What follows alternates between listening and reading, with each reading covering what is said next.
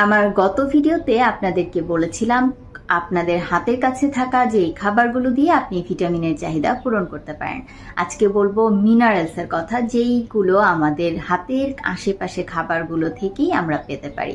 চলুন জেনে নেই কোন খাবার থেকে কোন খনিজ উপাদান আমরা পেতে পারি। আপনি যদি ক্যালসিয়াম পেতে চান তাহলে দুধ এবং দুগ্ধজাত খাবার গ্রহণ করতে হবে। তিল বীজ গ্রহণ করতে পারেন, সবুজ শাকসবজি অবশ্যই গ্রহণ করতে হবে।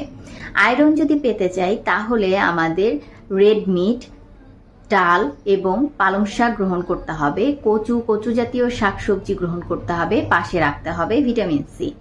ম্যাগনেসিয়াম যদি আমরা পেতে চাই তাহলে বাদাম, বিভিন্ন ধরনের বীজ এবং ডার্ক চকলেট আমরা গ্রহণ করতে পারি। জিঙ্ক পেতে হলে আমাদের মিষ্টি কুমড়োর বীজ এবং যেই ছোলা, মটর এই ধরনের খাবারগুলো আমরা গ্রহণ করতে পারি। ওমেগা 3 ফ্যাটি অ্যাসিডের জন্য আমাদের তৈলাক্ত মাছ গ্রহণ করতে হবে, আমাদেরকে ফ্ল্যাক্স সিড গ্রহণ করতে হবে এবং ওয়ালনাট আমরা গ্রহণ করতে পারি। পটাশিয়াম পাওয়ার জন্য আমাদের কলা, আলু এবং অ্যাভোকাডো খুব ভালো উৎস। যে খাবারগুলো বলেছি যেগুলো আপনাদের হাতের কাছে আছে এবং সহজলভ্য এবং সহজেই আপনারা কিনতে পারবেন, সেগুলো আপনি আপনার খাদ্য তালিকায় যুক্ত করে নিন। কঠিন খাবার কিংবা অনেক বেশি দামের খাবার খাওয়াই পুষ্টি না। আমাদের হাতের কাছেই যে খাবারগুলো আছে সেগুলো দিয়েই আমরা আমাদের এই মিনারেলসের চাহিদা পূরণ করতে পারবো।